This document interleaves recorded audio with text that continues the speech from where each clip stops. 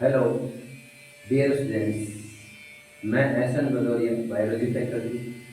कल हमने सिलेबस के बारे में जो भी बातें की थी, यानी वो सिलेबस एनसीईआरटी के अंदर अगर हम कंपटीशन लेवल की बात करें तो 16 चैप्टर्स इन्वॉल्व हैं उसमें। जबकि अगर सेशन 2023 और 2024 की बात करें तो उसके अंदर 3 चैप्टर जो हैं आपके वो रिप्लेस कर दिए गए हैं बोर्ड के द्वारा। उसमें चैप्टर नंबर फर्स्ट जो है वो जीवों में जनन, रिप्रोडक्शन इन ऑर्गेनिजम्स, वो रिप्लेस हुआ है। चैप्टर नंबर 9 खाद्य उत्पादन में वृद्धि की कार्यनीति, वो रिप्लेस हुआ है। और चैप्टर नंबर 16 नैतिक मुद्दे, एथिकल इश्यूज, वो रिप्लेस हुआ है। बाकी चैप्टर नंबर सेकंड से लेकर के जो चैप्टर नंबर 15 है वो कंप्लीट है ना। उसमें 9 वाला चैप्टर वो रिप्लेस भी हुआ है बीच में। इसके अलावा कुछ जो इकोसिस्टम वाला पार्ट है उसके अंदर जो जैव भू रासायनिक चक्र है, ठीक है, जीव और समष्टियों वाले पार्ट के अंदर कुछ जो टॉपिक्स हैं वो रिप्लेस हुए हैं जीवोम समूह से संबंधित। बाकी वो जो बताया गया था सिलेबस आपको कल, वो नीट है या फिर जो भी कंपटीशन एग्जाम्स हैं उनसे रिलेटेड, यानी अपन कहेंगे भी नीट के अंदर या कंपटीशन एग्जाम्स के अंदर वो कंप्लीट सिलेबस आता है। अब हम अगर 12वीं बायो आरबीएससी बोर्ड या सीबीएसई बोर्ड के अकॉर्डिंग हम बात करें, आरबीएससी बोर्ड के अकॉर्डिंग बात करें तो चैप्टर नंबर 2 जो है अपना if sexual reproduction in flowering plants, Pushpi पादपों में लैंगिक जनन, तो ये अपना फर्स्ट चैप्टर माना गया है अब की बार सिलेबस के अंदर। और इसको आज हम स्टार्ट कर रहे हैं। तो माय डियर स्टूडेंट्स, चैनल को सब्सक्राइब करें, ज़्यादा से ज़्यादा लाइक करें, कमेंट करें। देखो, sexual reproduction in flowering plants, Pushpi पादपों में लैंगिक जनन। फ्लावरिंग प्लांट्स यानी पुष्पी पादप। अब पुष्पी पादप जो है मेनली एंजियोस्पर्म्स के अंतर्गत इंक्लूड किए गए हैं यहाँ, ठीक है। इसके अलावा ध्यान रखना आपको कि यहाँ लैंगिक जनन पढ़ेंगे हम। पादपों में लैंगिक जनन अंग के रूप में अगर हम बात करें तो फ्लावर, पुष्प पाया जाता है। इसके अलावा अगर हम पुष्प की डेफिनेशन देखें तो पुष्प a fascinating organ of angiosperm plants, आवर्तबीजी पादपों का एक आकर्षक अंग माना गया है, जो कि व्यक्ति मनुष्य की बात कर ले या कीटों की बात कर ले या किसी अन्य एनिमल्स या ऑर्गेनिज्म की बात कर ले, सभी को एक आकर्षक या आकर्षित करने वाला ऑर्गन माना गया है एंजियोस्पर्म प्लांट्स के अंदर। इसके अलावा फ्लावर की जो अन्य डेफिनेशन है वो है flower is a sexual reproductive, sexual reproductive organ in angiosperm plants, angiosperm plants यानी आवर्तबीजी पादपों में एक प्रमुख लैंगिक जनन अंग के रूप में माना जाता है इसको।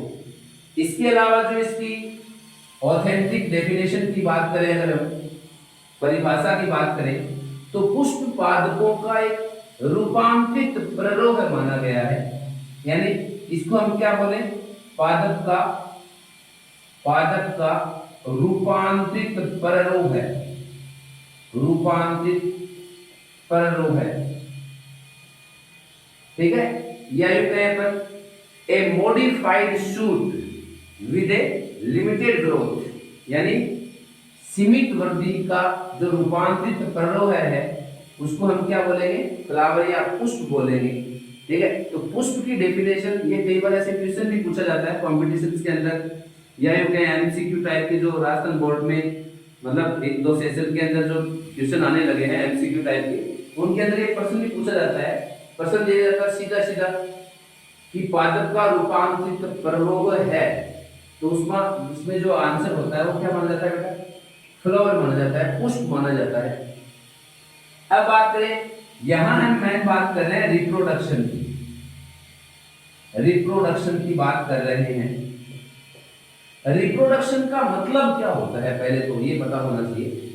रिप्रोडक्शन शब्द जो है सामान्यतः जनन या प्रजनन इन दोनों के लिए ही यूज में लिया जाता है। रिप्रोडक्शन ये जो शब्द है ये दो शब्दों से मिलकर बना है, री प्लस प्रोडक्शन। री प्लस प्रोडक्शन, री इट मीन्स पुनः है और प्रोडक्शन इट मीन्स उत्पादन। इसका मतलब सजीवों द्वारा अपने समान नए संतति, नए पादप का, नए जीव का निर्माण करना, उसे ही क्या कहते हैं? रिप्रोडक्शन कहते हैं। रिप्रोडक्शन कहते हैं, प्रजनन या जनन कहते हैं। ठीक है, यानी पुनः अपने जैसे संतति या जीव का या जंतु का निर्माण करना ही क्या कहलाता है? प्रजनन या रिप्रोडक्शन कहलाता है। यहाँ इसमें एक कंडीशन ये भी आती है कई बार कि रिप्रोडक्शन द्वारा उत्पन्न संतति जो होती है, ऑफस्प्रिंग, ठीक है, या न्यूबॉर्न्स, ये जनक जो पादप होते हैं, जनक जो जीव होते हैं, ठीक है, तो जनकों से श्रेष्ठ हो भी सकती है या श्रेष्ठ नहीं भी हो सकती है। दोनों ही बातें होती है इसमें। यानी रिप्रोडक्शन द्वारा उत्पन्न संतति अपने जनकों से लक्षणों के आधार पर, on the basis of characters, उनके आधार पर अगर हम बात करें तो अपने जनकों से श्रेष्ठ हो भी सकती है रिप्रोडक्शन द्वारा उत्पन्न संतति, और नहीं भी हो सकती। परंतु एक शब्द और काम में लेते हैं ब्रीडिंग के लिए, प्रजनन शब्द जो है, ठीक है, प्रजनन। कई बार ये शब्द काम में लेते हैं ब्रीडिंग। ब्रीडिंग, अब ब्रीडिंग शब्द भी काम में लेता है प्रजनन के लिए, और प्रजनन के लिए रिप्रोडक्शन शब्द भी काम में लेते हैं। अब इन दोनों में अंतर क्या है? यहां देखो, ब्रीडिंग जो शब्द बना है इसमें एक शब्द आता है ब्रीड, और ब्रीड का अर्थ होता है नस्ल। ब्रीड का अर्थ क्या होता है? नस्ल होता है। और नस्ल जो होती है, ब्रीड जो होती है, वो हमेशा अपने जनकों से श्रेष्ठ लक्षणों वाली होती है। यानी नस्ल अगर होगी तो वो अपने जनकों से श्रेष्ठ लक्षणों वाली होती है। ये कंडीशन अप्लाई होती है, लक्षणों वाली होगी ही होगी। यानी यहां ये कंडीशन है कि भाई अगर नस्ल की बात करें, ब्रीडिंग शब्द काम में लेते हैं, इसका मतलब उत्पन्न होने वाली संतति अपने जनकों से श्रेष्ठ होगी। ठीक है, ये यहाँ पर अप्लाई है कंडीशन। जबकि यहाँ अगर हम बात करें तो यहाँ श्रेष्ठ हो भी सकती है, नहीं भी हो सकती। यानी यहाँ उत्पन्न होने वाली संतति के अंदर, ब्रीडिंग द्वारा उत्पन्न होने वाली संतति के अंदर जो लक्षण होंगे वो जनकों से ज्यादा श्रेष्ठ होते हैं, इसलिए ब्रीडिंग शब्द काम में लेते हैं। हम सामान्यतः कई बार शब्द सुनते हैं एनिमल ब्रीडिंग, प्लांट ब्रीडिंग, जनकों से श्रेष्ठ लक्षणों वाली किस्म या फिर नस्ल तैयार करना, उसके लिए हम ये ब्रीडिंग शब्द काम में लेते हैं। ठीक है, अब देखो, चलो रिप्रोडक्शन, ब्रीडिंग, इन दोनों शब्दों के अलावा यहां मेन बात करेंगे। मेन जो अपनी बात है वो है sexual reproduction in flowering plants. Sexual reproduction in flowering plants, और sexual reproduction in flowering plants के अंदर अगर हम मेन बात करें यहाँ पर, तो पुष्प जो है वो आवर्तबीजी पादपों का एक रूपांतरित प्ररोह माना गया है। आवर्तबीजी पादपों में लैंगिक जनन अंग प्रमुख लैंगिक जनन अंग माना गया है, या यूं कहें आवर्तबीजी पादपों में एक आकर्षक अंग माना गया है।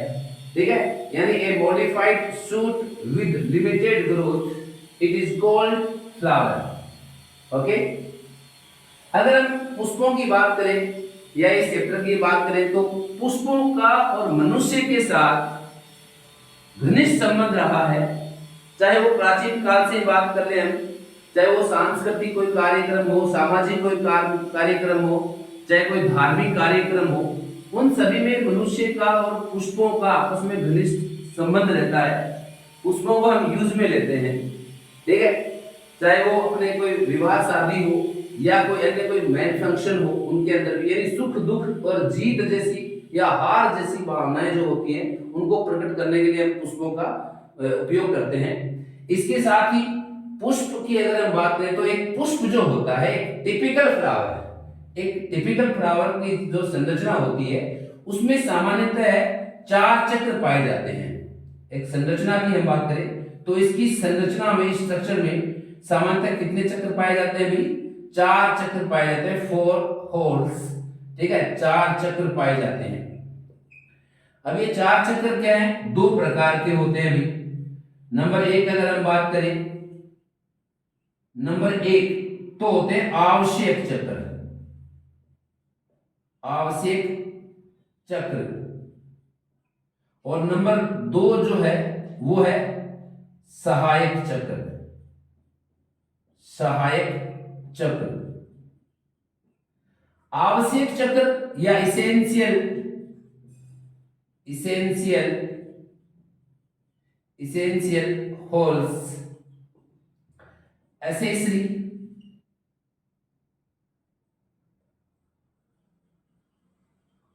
एसेसरी होल्स, एसेसरी होल्स यानी सहायक चक्र।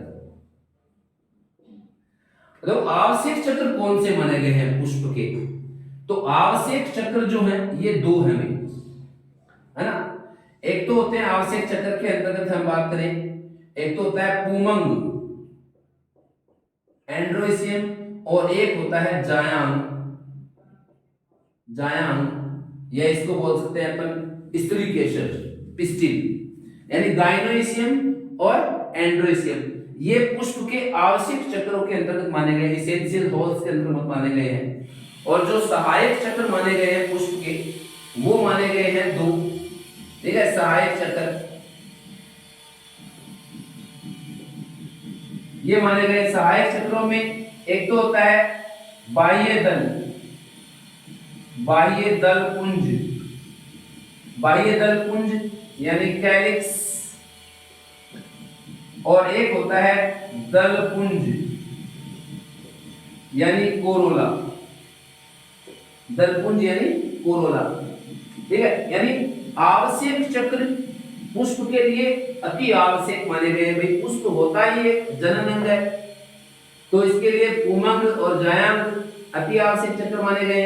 सहायक चक्रों की अगर हम बात करें तो बाह्य दल पुंज और दल पुंज, कैलिक्स और कोरोला ये माने गए हैं।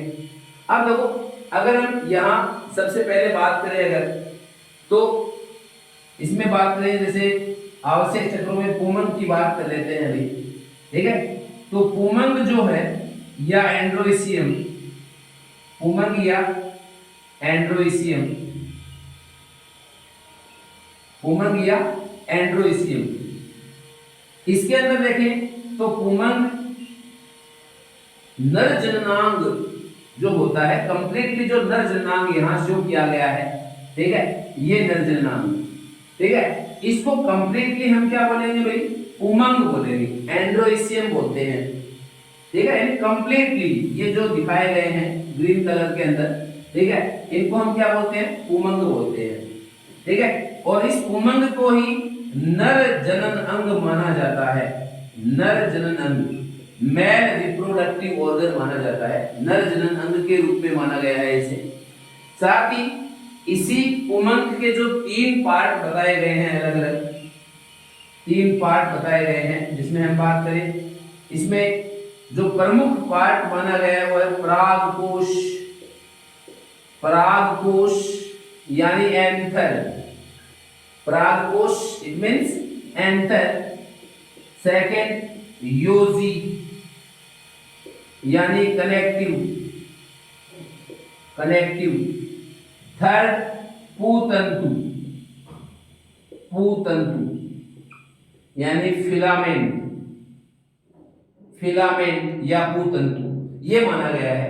देखो इसके अंदर जो डायग्राम दिखाया गया है structure of A typical flower, उसमें अगर हम बात करें तो ये जो एक हम बात कर रहे हैं पुमंग की किसी एक घटक की बात करें तो उस एक घटक को बोला जाता है। यानी यहां पर अगर हम बात करें, ठीक है, ये अगर एक घटक की बात करें तो इस एक घटक को मानते हैं पुंकेसर या स्टामेन, पुंकेसर या स्टामेन बोलते हैं। और इस स्टामेन के 3 पार्ट होते हैं, एंथर, कनेक्टिव और फिलामेंट।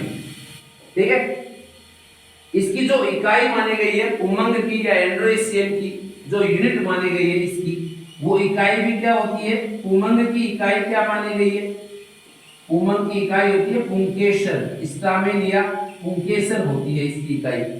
अगर मान लो ऐसा कोई क्वेश्चन आए कि पुष्प में नर जनन अंग के रूप में पाया जाता है और वहां जायांग दे दिया नाम, ठीक है, पुमंग दे दिया, बाह्य दलपुंज है, दलपुंज है, तो सीधा सा सरल सा क्वेश्चन है, पुमंग एंड्रोइसियम नर जनन अंग के रूप में इसे मानते हैं। ठीक है, अगर ये प्रश्न दे दे कि पुमंग की इकाई होती है, पुमंग या एंड्रोइसियम की यूनिट या इकाई पूछ ले, तो वहां इकाई के रूप में आपको क्या बताना है, पुंकेसर, स्टामेन, पुंकेसर या स्टामेन, यानी ये जो स्ट्रक्चर होती है, स्ट्रक्चर ये जो होती है। ठीक है, और आपको बता दूं मैं स्टूडेंट्स, माय डियर स्टूडेंट्स, कि आरबीएससी जो बोर्ड एग्जाम लगी थी आपकी, आरबीएससी बोर्ड एग्जाम सन 2022, सन 2022, इस पेपर में पूछा गया था बच्चों से कि प्रारूपिक पुंकेसर की, जो प्रारूपिक पुंकेसर है उसका नामांकित चित्र बनाइए। कितना इजी प्रश्न था, 2 नंबर का प्रश्न आया था।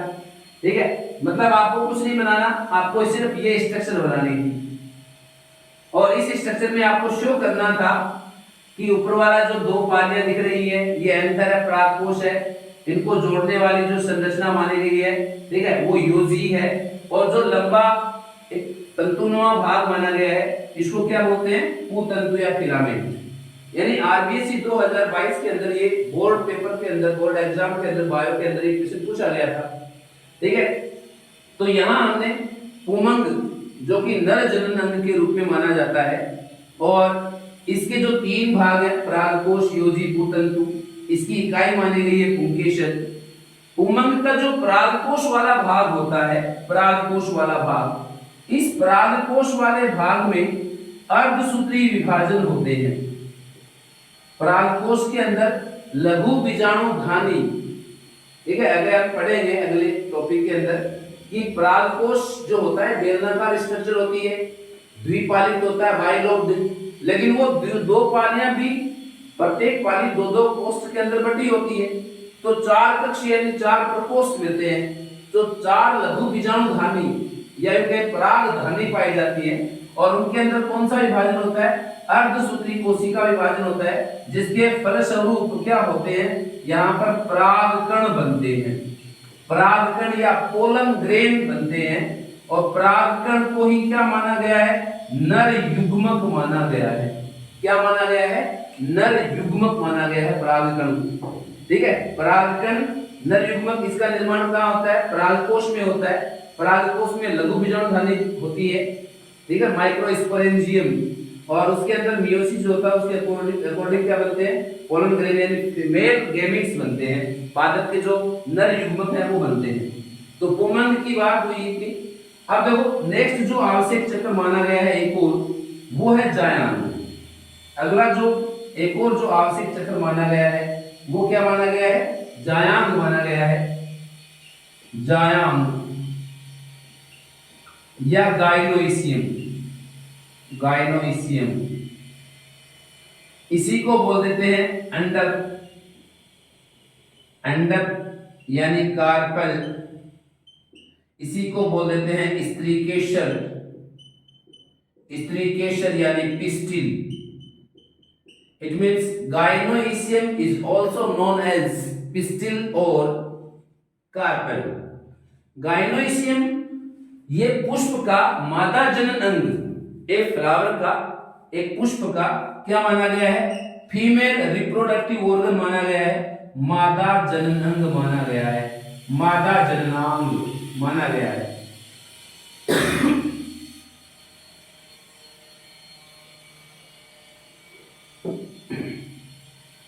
पुष्प का मादा जनन यानी जायांग या पिस्टिल इसको बोल सकते हैं, इस तरीके से इसको कार्पल अंडर बोल सकते हैं, इसको माना गया है। अब देखो ये जो बीच वाला पार्ट है ब्लू कलर के अंदर दिखा रखा है, इसमें देखो ऊपरी ऊपर वाला पार्ट जो है फैला हुआ थोड़ा, इस फैले हुए भाग को बोलते हैं वर्टिकाग्र स्टिग्मा। फिर ये जो इसके ठीक नीचे नलिकाकार भाग जो दिखा रखा है, इस नलिकाकार भाग को बोलते हैं वर्टिका स्टाइल। और फिर इसके सबसे नीचे वाला जो भाग है, अंतिम जो खुला हुआ भाग होता है, उसको बोलते हैं अंडाशय यानी ओवेरी। इसका मतलब जायांग भी 3 भागों में बटा होता है, और उन 3 भागों के नाम अगर हम बात करें तो सबसे ऊपर वाला जो फैला हुआ भाग है उसको क्या बोलेंगे, स्टिग्मा वर्टिकाग्र। उससे ठीक नीचे वाला भाग जो नलिकाकार है उसको क्या बोलते हैं, स्टाइल वर्टिका। और सबसे जो नीचे फूला हुआ भाग होता है उसको क्या बोलते हैं, ओवेरी, अंडाशय बोलते हैं। और इस अंडाशय के अंदर जो ये बीजांडासन होता है, इस अंडाशय के अंदर ये जो बीजांड आसन है इसको बोला जाता है प्लेसेंटा। क्या बोलते हैं इसको, प्लेसेंटा, बीजांडासन। और इस बीजांडासन पर क्या लगे होते हैं, ये लगे होते हैं बीजांड या ओव्यूल। इसको क्या बोलेंगे, इन स्ट्रक्चर को, इन स्ट्रक्चर को बोलते हैं ओव्यूल या बीजांड। ठीक है, ये ओव्यूल लगे होते हैं इस पर। ठीक है, बीजांडासन वाले भाग पर क्या लगे होते हैं, ओव्यूल लगे होते हैं। तो ये मादा जनन अंग के रूप में माना गया पार्ट है पुष्प का, जायांग। इसी के अंदर जो नाम है, कार्पल है, स्टिल है, इसी के जो पार्ट्स हैं, स्टिग्मा है, स्टाइल है, ओवेरी है। अब देखो, अगर हम इकाई की बात करें, ठीक है, अगर जायांग की इकाई की बात करता है तो जायांग देखो कंबाइंडली स्टिग्मा, स्टाइल और ओवेरी, इनको कंबाइंडली क्या बोलते हैं, जायांग बोलते हैं। पुष्प में अगर एक है तो इसको क्या बोल रहे हैं, एक अंडक। ठीक है, और इसकी जो इकाई है जायांग की, वो भी इसी को माना जाता है, अंडक या कार्पल को ही मानते हैं, अंडक या कार्पल को ही माना जाता है। ठीक है, यानी जायांग की इकाई क्या है, अंडक। ठीक है, यानी यहाँ आपको अंदर में एक, उसमें अगर एक ही जायांग है, इसका मतलब वो इसके अंडक, इस अंडक को शो कर रहा है, और इसको हम क्या मानते हैं, इसकी इकाई माना जाता है। ठीक है, फिर बात आती है इसमें जो ये जो आवश्यक चक्र थे, पुमंग और जायांग, एंड्रोएशियम और गाइनोएशियम, ये पुष्प के आवश्यक चक्रों में आते हैं, जरूरी, यानी मतलब इनके बिना पुष्प जो है वो इनकम्प्लीट माना जाएगा। ठीक है, अगर मान लो एक ही चक्र अगर एब्सेंट होता है, इनमें 4 चक्रों में से टोटल कितने, 4 होल्स हैं। ठीक है, इनमें से अगर एक साइकिल या एक होल्स भी एब्सेंट होता है तो उस पुष्प को क्या मानते हैं, इनकम्प्लीट फ्लावर। जबकि ये अगर 4 होल्स प्रेजेंट होते हैं, इसका मतलब वो कंप्लीट फ्लावर माना जाता है, कंप्लीट या पूर्ण पुष्प माना गया है। फिर अगर हम बात करें इसके एसेसरी जो पार्ट है, एसेसरी जो होल्स है या एसेसरी साइकिल जो इसके माने गए हैं।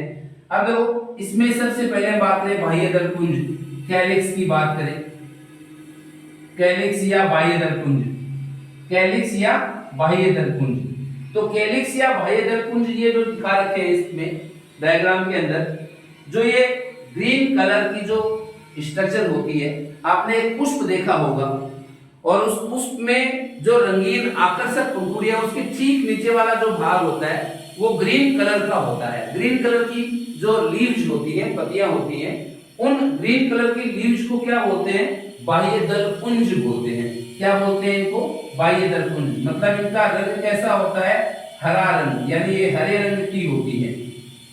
ठीक है, इसके अलावा अगर इसकी इकाई की बात करें तो इसकी इकाई को क्या बोलेंगे, बाह्य दल। भाई बाह्य दल पुंज है तो उसकी इकाई क्या हो गई, बाह्य दल हो गई। और इसको अंग्रेजी में क्या बोलते हैं, सेपल्स।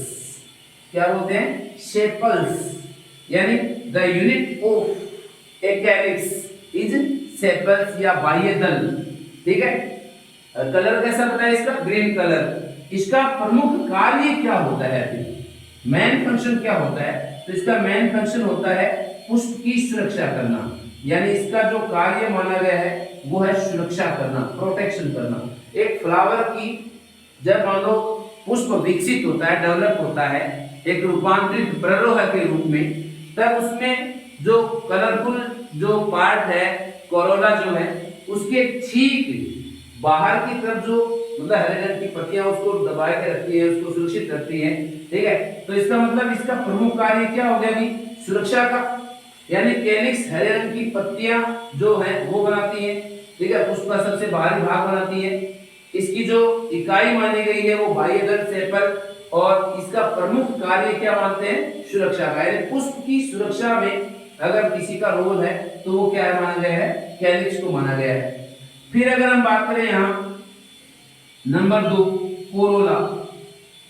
कोरोला यानी दलपुंज, कोरोला यानी दलपुंज, कोरोला यानी दलपुंज। अब देखो दलपुंज कौन सा भाग है, यहां देखो ये जो रेड कलर में जो कर रखा है यार इस डायग्राम के अंदर, ठीक है, ये जो रेड कलर है, ठीक है, इसको क्या माना गया है, दल, कोरोला यानी दलपुंज माना गया है, ठीक है, दलपुंज, दलपुंज कोरोला माना गया है। और इसकी एक इकाई को दल, यानी वहां एक को शो कर रखा है, इसलिए क्या बोल रहे हैं उसको बाह्य दल, दल, ठीक है। यहां इसकी अगर इकाई की बात करें तो इसकी जो इकाई होती है वो होती है दल, पेटल्स, दल या पेटल्स, ठीक है। और जो पुष्प का सबसे आकर्षक फैसिनेटिंग जो पार्ट माना गया है वो क्या माना गया है, कोरोला को, यानी ये कैसी होती है, रंगीन, ठीक है, यानी ये कलरफुल पार्ट होता है। अगर हम बात करें कि पुष्प की पहचान जिसके कारण होती है, एक पुष्प की पहचान जिस भाग के कारण होती है उस भाग को हम क्या बोलते हैं भाई, उस भाग को हम बोलते हैं दल, दलपुंज बोलते हैं, कोरोला बोलते हैं, ठीक है। और इसकी जो इकाई मानी गई है वो क्या मानी गई है, दल मानी गई है। पेटल्स ये कलरफुल होते हैं। इनका मेन फंक्शन क्या होता है, तो इनका जो मेन फंक्शन है वो माना गया है इंसेक्ट पोलिनेशन, इंसेक्ट पोलिनेशन, ठीक है, या यू कैन पोलिनेशन, पोलिनेशन यानी परागण प्रक्रिया जो है पुष्पों में, भाई मेनली जो 80% परागण प्रक्रिया जो है वो पुष्पों में कीटों द्वारा ही होती है, ठीक है। और उसका भी हम बहुत ज्यादा भाग जो है वो हनी बीज के द्वारा माना गया है, ठीक है, यानी कीट परागण में सहायता करते हैं। पुष्प का जो भाग है वो कौन सा है, कोरोला या दलपुंज है। और ये जो भाग है कीटों को अपनी ओर आकर्षित करता है, ठीक है, कीटों के साथ साथ मनुष्य को भी आकर्षित करता है अपनी ओर, ये ठीक है, यानी सभी जीवों को क्या करता है, अपनी ओर आकर्षित करता है। और पुष्प का जो प्रमुख एक आकर्षक अंग है वो इसी को मानते हैं। इसकी जो इकाई मानी गई है दल, रंगीन होते हैं। प्रमुख कार्य अगर हम बात करें तो इसका पोलिनेशन का होता है। फिर अगर हम बात करें इसमें इस पुष्प के जो पार्ट थे उनकी बात, इसके अलावा जो बात हम करें इसमें तो देखो पुष्प के अंदर